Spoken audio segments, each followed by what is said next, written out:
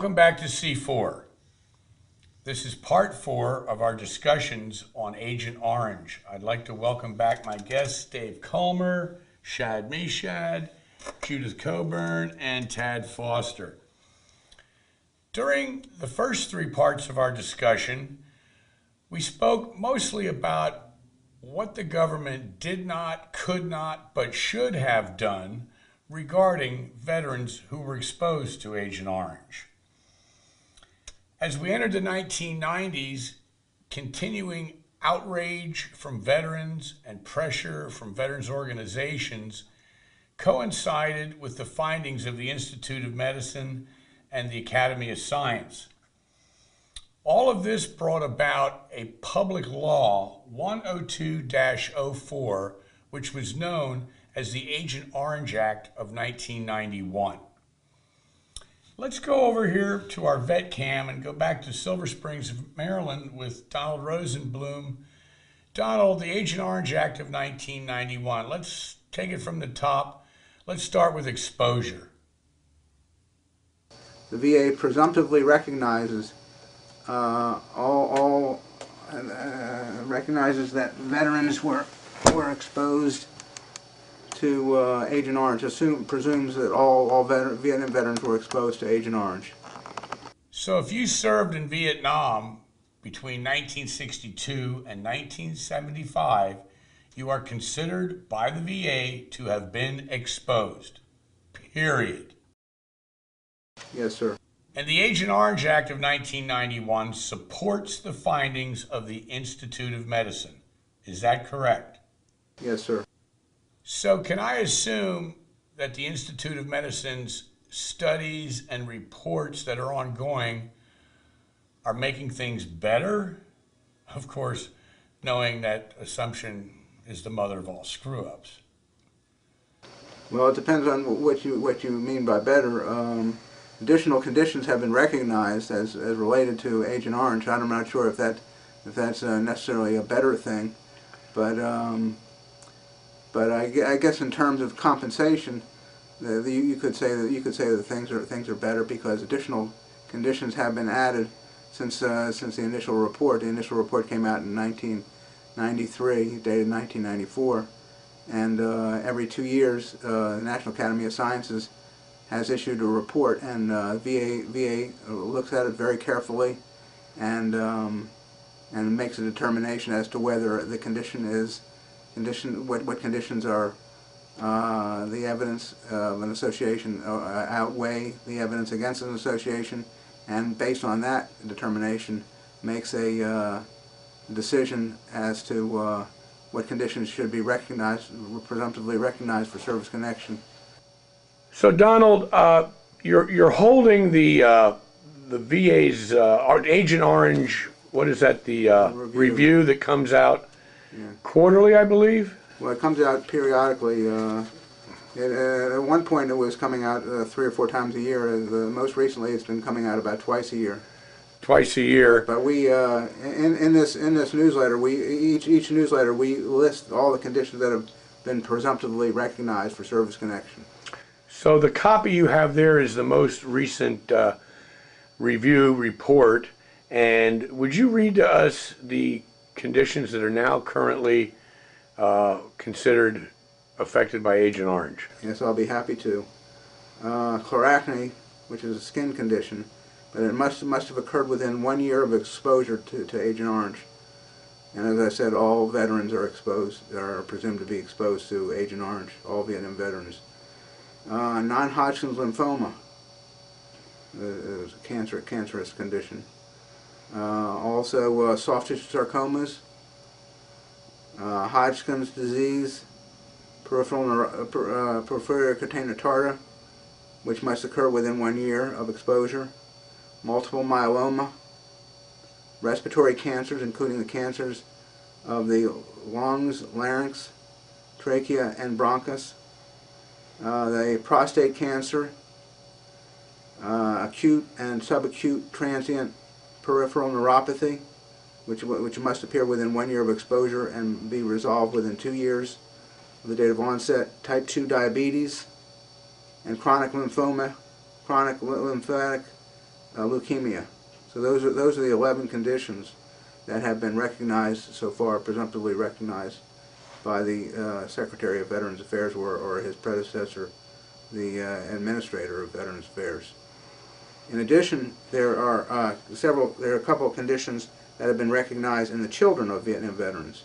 Spina bifida, and there's one, and the second one is certain other birth defects in the children of women Vietnam veterans.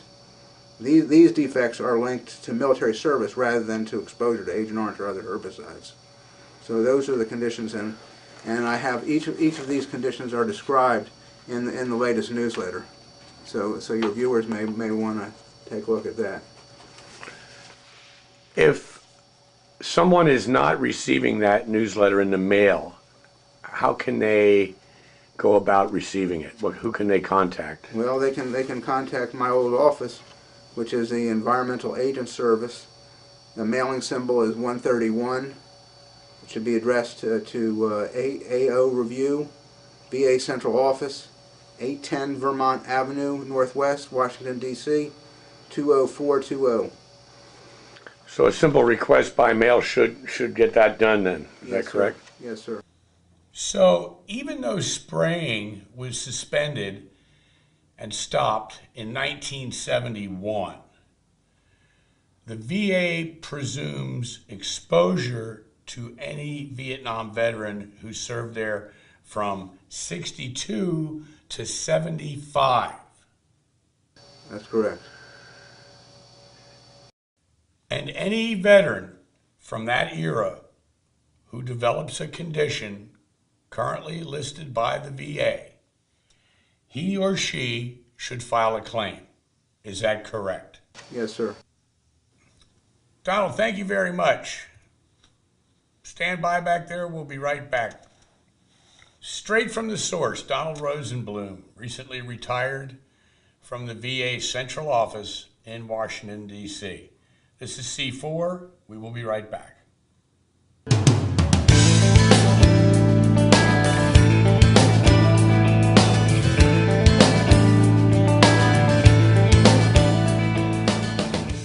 C-4, we are back.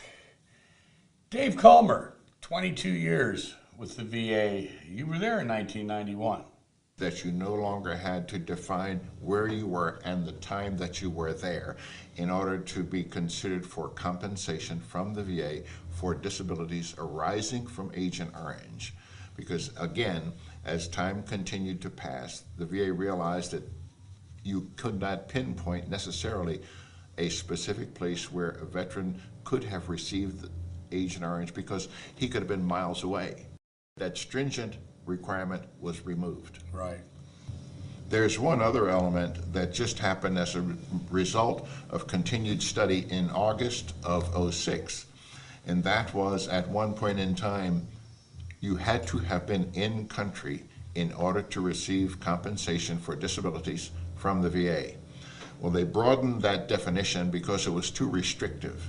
And the Veterans Administration now will accept veterans who have disabilities as a result of Agent Orange exposure, who were in Cambodia and Thailand and Laos, including aboard ship. Because the shipboard, to me, it seems that it's reasonably obvious. When a guy comes aboard ship with a medevac, he's got his uniform on, the same equipment he had in the bush, which all has to be taken off. That's contact.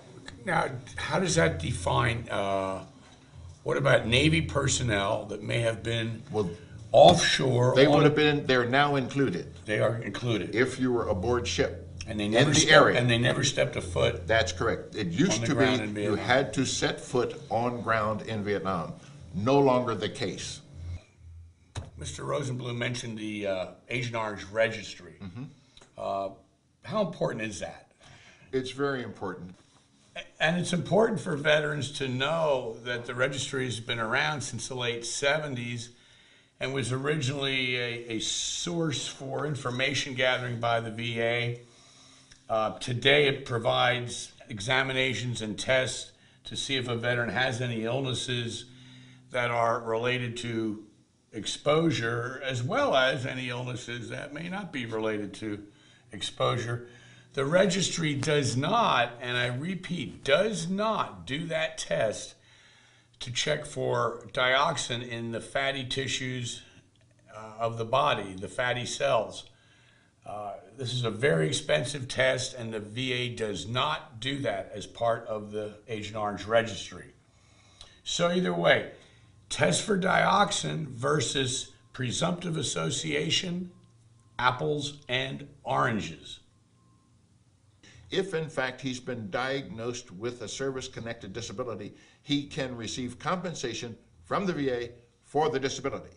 The negative results from the Agent Orange test, even though it's possible, will not have a bearing if he's been diagnosed otherwise with a compensable disability from Agent Orange. So that's good news. Yes, That's absolutely. good news. Yeah. In other words, the people that do the testing are not going to send those results to the Veterans Administration under John Jones's name.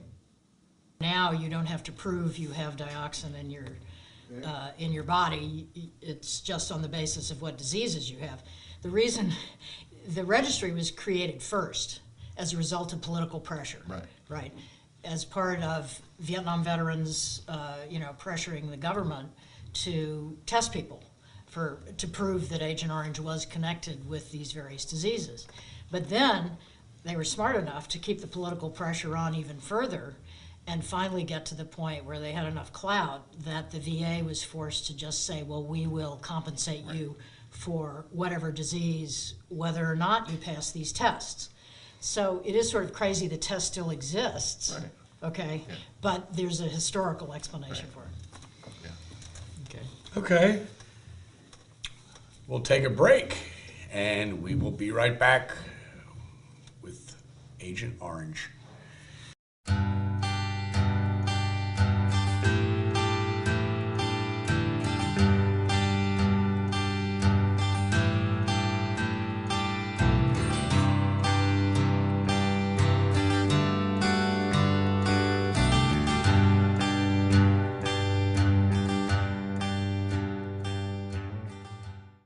C-4, the discussions on Agent Orange. Korea. We've had troops in South Korea since the end of the Korean War in 1953. And in 68 and 69, we had the 2nd and 7th Infantry Divisions deployed there. And during those years, South Korean forces were spraying Agent Orange along the DMZ in 68 and 69. So today those veterans are eligible for treatment, examinations, and compensation because all are presumed to be exposed from Korea. Dave? If a soldier came in with a disability that can be determined it's a result of Agent Orange exposure, and while the application is going to say, no, I was not in Vietnam, that's not going to preclude benefits. He then says, I was in Korea. During the period of time spraying was going on. And whatever the condition or disability is, that's what he would apply for as a service-connected disability. If the VA, in their infinite wisdom, comes back and says, the claim is denied, there is an appeal process built in every condition or decision rendered by the VA. Why do you suppose they would deny, using the Korean DMZ as an example, he was there? Well, it's the prevalency, Rick, of Vietnam veterans, and here we have an application. There was no Vietnam service. Right. So the adjudicator might automatically rule it out, deny the claim, not going on to read the rest of the application and be knowledgeable of the conditions that allow compensation for Agent Orange, covers those 2 years for Korea. Now, I'm assuming, having been exposed to the VA and the VA process for many years, it could very likely be that it could have been overlooked based on the fact that he wasn't in Vietnam. And if, in fact, the letter gets a denial letter based on that, he simply then would request not even necessarily an appeal, but a reconsideration indicating the spraying that went on. He was in the unit at the time, at the place the spraying went on in Korea, which should resolve the problem. Okay. We are not done.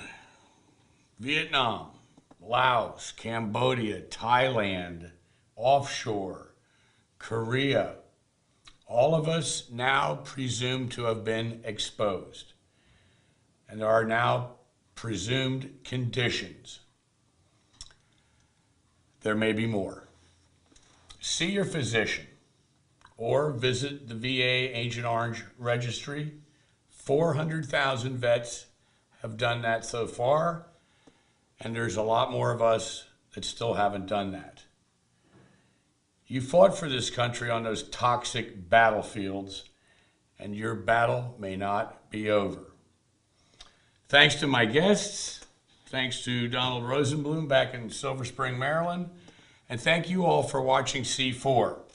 We will resume these discussions with part 5, so just click it. This is Rick Seaman, out.